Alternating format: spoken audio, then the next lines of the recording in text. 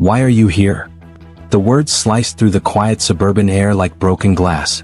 Jeremiah Cole had only smiled and said a simple good morning to his new neighbor across the street, a petite woman arranging flowers on her porch. He thought it was harmless, the kind of neighborly courtesy his mother always taught him. But the woman froze, clutching her phone as if Jeremiah's friendly greeting was a threat. Her lips trembled, her eyes darted nervously, and then she dialed 911. Jeremiah stood in stunned silence, his heart pounding. He wasn't trespassing. He wasn't loitering. He was just a man on his way to work, carrying his coffee thermos and briefcase. Still, he could hear her trembling voice spilling into the phone. "There's a suspicious black man outside my house. He looks dangerous." The word stabbed Jeremiah like a knife. Suspicious? Dangerous? For saying good morning? Inside, a storm of emotions raged: confusion, anger, fear. He wanted to shout, "Lady, I'm your neighbor," but he knew too well that any sudden move could become the headline of a tragedy. Within minutes, the distant wail of sirens began to grow louder. His stomach dropped. The sound wasn't just noise. It was a warning. Jeremiah's mind flashed back to his late mother, Dolores Cole, who used to remind him, "Son, the world won't always see you for who you are. Sometimes they'll only see the color of your skin. And when that happens, keep your dignity intact." He breathed deeply, trying to summon that dignity now, even as the flashing red and blue lights bounced off the walls of his new home. Two squad cars screeched to a halt. Doors flew open. Officers rushed out with hands hovering over their weapons. "Sir, step away from the house. Keep your hands visible." Neighbors peeked from their blinds, curious faces pressing against glass. In seconds, Jeremiah had gone from a smiling homeowner to the spectacle of the block. His neighbor, the woman who had called, stood on her porch, arms crossed, wearing a look of self-righteous fear. She pointed at him as if confirming her own story. "That's him. He was lurking around, watching me." Jeremiah's jaw clenched. Lurking? Watching. All he had done was greet her. The officers approached cautiously, their voices firm but edged with suspicion. "Sir, we received a call. Can you tell us what you're doing here?" Jeremiah forced himself to speak calmly. "I live here." "That's my house," he said, gesturing toward the modest brick home behind him, the one he had just moved into after years of saving. But the officer's eyes flickered with doubt. "Do you have proof of residence? Identification?" Jeremiah swallowed hard. He reached slowly into his pocket, his every movement deliberate, aware of the tense silence in the air. He pulled out his wallet, showing his driver's license and house keys. One officer glanced at them, then at Jeremiah, then back at the fearful woman. She shook her head furiously. "He doesn't belong here. I've lived in this neighborhood for 20 years and I know who lives here. He's lying." Jeremiah's hands trembled, not with fear but with rage he couldn't unleash. "This is my home," he thought bitterly. "I worked for this. I earned this. And still, they don't see me." The second officer radioed in, running Jeremiah's information. Seconds felt like hours as Jeremiah stood there, accused by nothing more than his skin tone and a neighbor's paranoia. Finally, the officer's radio crackled back with confirmation. "Address matches. Registered homeowner, Jeremiah Cole." The officer's expression softened slightly. He nodded. "Looks like he's telling the truth." But instead of apologizing, instead of acknowledging her mistake, the woman sneered. "Fine. Maybe he does live here.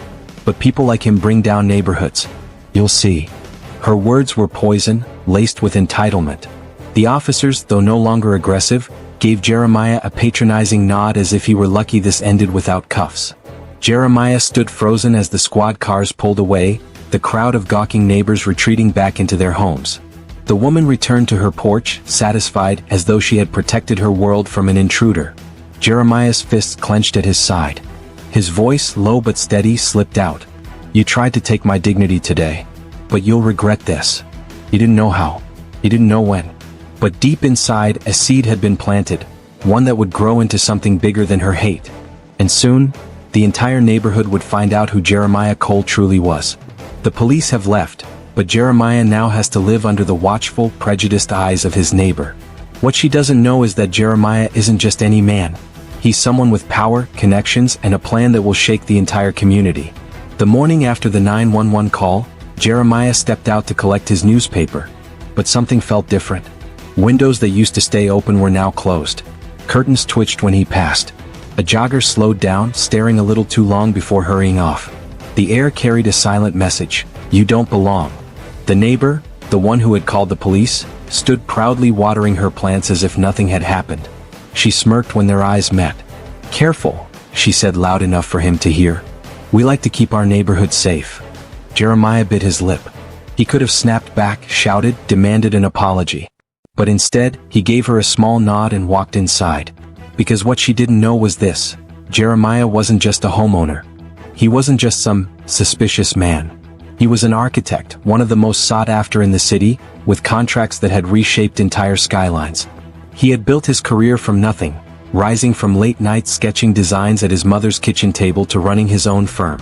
And now, after years of working in the city, Jeremiah had moved here for a reason far bigger than a house. He was planning something. Later that week, Jeremiah sat down with an old friend, Mr. Jackson, a retired community leader who knew the ins and outs of neighborhood politics. Over coffee, Jeremiah vented. "They called the police on me for saying good morning," he said, shaking his head. "I pay taxes here. I own my home. And still..." Mr. Jackson sighed, his wrinkled face heavy with wisdom. "Son, I've seen it all before. Fear is a weapon some people use to protect their little bubble. But you've got something they don't. You've got power. The question is, how will you use it?" Jeremiah leaned back, thinking. "I could go to the HOA. I could file a complaint." Jackson smirked. "Or you could play the long game. Show them what a real neighbor looks like. Make yourself impossible to ignore, impossible to dismiss." The words planted another seed. Jeremiah nodded slowly. "I won't just survive here. I'll change this place." But his neighbor, whose name Jeremiah learned was Miss Ford, wasn't finished. At HOA meetings, she raised her hand. "We need to watch who we let in. Not everyone's a good fit for this community," she'd say, glancing at Jeremiah. She circulated whispers. "He has parties late at night. He doesn't keep his yard neat. He makes people uncomfortable." None of it was true, but the lies spread like wildfire. One evening, Jeremiah came home to find the word "leave" scrawled on his garage door in red spray paint. His fists trembled, anger boiling in his veins. But instead of rushing to confront her, Jeremiah took photos, filed a police report, and quietly kept records of every incident. Because Jeremiah understood something. Justice delayed is not always justice denied. Sometimes justice needs patience. Weeks later, fate delivered Jeremiah an opportunity. A massive development project was announced for the area. A new community center, parks, and housing renovations. The city council was searching for an architect to lead the project. Someone who could redesign and breathe new life into the neighborhood. Guess whose firm was at the top of the shortlist? Jeremiah Cole. When the council confirmed him as the lead architect, Jeremiah didn't just accept the job. He promised to make the neighborhood a place of unity and progress, a place where everyone could belong. The local newspaper ran the story with a front-page photo: Architect Jeremiah Cole to lead neighborhood renewal project.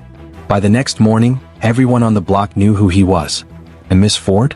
Her face turned pale when she saw him walking down the street with reporters, shaking hands with officials, neighbors suddenly eager to be in his presence. The man she had called dangerous was about to shape the very future of her community. Jeremiah could have ignored her. He could have excluded her from everything, let her drown in the shame of her own prejudice. But instead he did something unexpected. He knocked on her door. When she opened it, her lips tightened. "What do you want?" she snapped. Jeremiah smiled calmly. "There's a town hall meeting next week about the project. I'd like you to be there. This neighborhood is changing and your voice matters too." Her jaw clenched.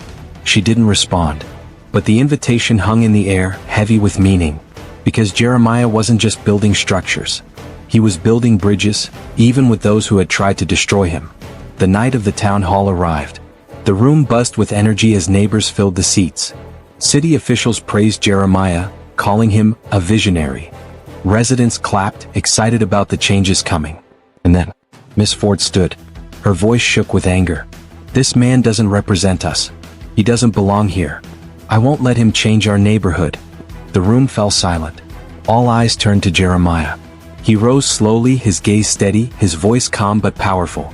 "Neighbors," he began, "I came here like any of you, hoping for peace, for community, for belonging. But from the moment I said hello, I was treated like a threat. I've been called names. Lies have been spread. Even the police were called on me for nothing more than existing." The crowd murmured, uneasy. Miss Ford's face tightened. "But here's the truth. Jeremiah continued. This neighborhood isn't defined by fear. It's defined by the people who call it home. We can choose division, or we can choose progress. And I choose progress. He paused, then added with quiet strength. I'm not here to bring down this neighborhood. I'm here to lift it up. The room erupted in applause. Ms. Ford sat down, her face burning red, her protest drowned out by the sound of neighbors embracing Jeremiah's vision. For the first time since moving in, Jeremiah felt something shift. The same eyes that once looked at him with suspicion now glimmered with respect. Jeremiah has won the crowd, but Miss Ford isn't finished. She's about to take one last desperate swing at him. What she doesn't realize is that Jeremiah's patience, records, and resilience are about to turn the tables in a way that leaves her exposed, and justice finally served. The applause from the town hall still echoed in Jeremiah's ears long after the meeting ended. For the first time since moving in, he felt the neighborhood shift in his direction. Smiles replaced suspicion. Handshakes replaced whispers. But not everyone was smiling. Miss Ford stormed out of the meeting, her heels clicking sharply against the tiled floor. Her face was tight with rage, her pride shattered. She had tried to turn the community against him. She had failed. And now, her resentment burned hotter than ever. A week later, Jeremiah awoke to flashing lights outside his home. Again. This time it wasn't a 911 call. It was the city inspector, clipboard in hand, flanked by two officers. Mr. Cole, the inspector said stiffly, we've received multiple complaints about violations on your property. Noise complaints, unkempt lawn, illegal construction. Jeremiah blinked in disbelief. That's impossible. None of that is true. The inspector's face softened slightly. I believe you. But complaints must be investigated. From across the street, Miss Ford stood on her porch, arms crossed, watching with a smug little smile. That's when it clicked. She wasn't done. She had filed bogus complaints, hoping to bury him in fines, maybe even push him out of the neighborhood altogether. But what she didn't realize was that Jeremiah had been ready for this. Inside his office, Jeremiah pulled out a thick binder. Inside were neatly organized documents. Police reports, photos of the vandalism, screenshots of online neighborhood group posts where Miss Ford spread lies, and even audio clips from meetings where she targeted him. He handed the binder to the inspector. Since moving here, I've been harassed, targeted, and lied about. I've documented everything. And it all points back to one source, her. The inspector flipped through the pages, eyebrows rising higher with every turn. The officers exchanged glances. By the time they closed the binder, Miss Ford's little smirk had vanished. 2 weeks later, the neighborhood HOA called an emergency meeting. The air buzzed with tension. Residents gathered, whispering, curious. Miss Ford sat at the front, her posture stiff, her face pale. Jeremiah sat across from her, calm, collected, binder in hand. The HOA president cleared his throat. We've received serious concerns about harassment and false reports in this community. Mr. Cole has presented substantial evidence. Jeremiah stood, holding up the binder. This isn't just about me. This is about what kind of community we want to be. Do we want lies, fear, and division? Or do we want truth, respect, and unity? He laid the binder on the table. The president flipped through it, then looked at Miss Ford. Do you deny these actions? Miss Ford sputtered, her voice cracking. He's twisting everything. He doesn't belong. Enough. The president cut her off. The evidence is clear. Effective immediately, Miss Ford, you are removed from the HOA board. And pending further review, fines will be imposed for filing false reports and vandalism. Gasps filled the room. Jeremiah didn't smile. He didn't gloat. He simply bowed his head slightly, letting the weight of the moment sink in. Justice had spoken. From that day forward, everything changed. Neighbors who once hid behind curtains now greeted Jeremiah warmly. Children waved when he passed. Mr. Jackson, the elder who had counseled him, clapped his shoulder proudly. You see, son, Jackson said, voice thick with emotion, sometimes the best revenge is to let the truth reveal itself. And you did that with grace. Jeremiah smiled faintly. He thought of his mother, Dolores, and her words about keeping his dignity intact. For the first time, he felt like he had honored her fully. Even Miss Ford, stripped of her influence, avoided his eyes whenever they crossed paths. Her empire of fear had crumbled, not by anger, not by violence, but by patience, truth, and undeniable integrity. Months later, Jeremiah stood before a crowd at the ribbon cutting of the new community center. His architectural vision had come to life. Sleek lines, open spaces, playgrounds for children, gardens for families. The mayor shook his hand. Cameras flashed. Reporters scribbled notes. Jeremiah stepped up to the microphone. His voice was steady, but his words carried the weight of every struggle he had endured. "This center isn't just about buildings," he said. "It's about belonging. It's about proving that no one should be treated as a stranger in the place they call home. I dedicate this to every person who has ever been told they don't belong. You do. We all do." The crowd erupted in cheers. And as the ribbon fell, Jeremiah felt a wave of peace wash over him. The man once labeled suspicious had become the architect of the neighborhood's future. Justice didn't come from shouting the loudest. It didn't come from retaliation. It came from patience, from resilience, from refusing to let hate dictate his story. And now, his story stood tall in brick and mortar, gardens and parks, a living testament to dignity overcoming discrimination. So I'll leave you with this. Have you ever been judged unfairly, not for what you did but for who you are? If you were Jeremiah, would you have had the patience to let the truth speak for itself? Because sometimes, the most powerful revenge is showing the world you are bigger than their hate. If this story moved you, don't just scroll away.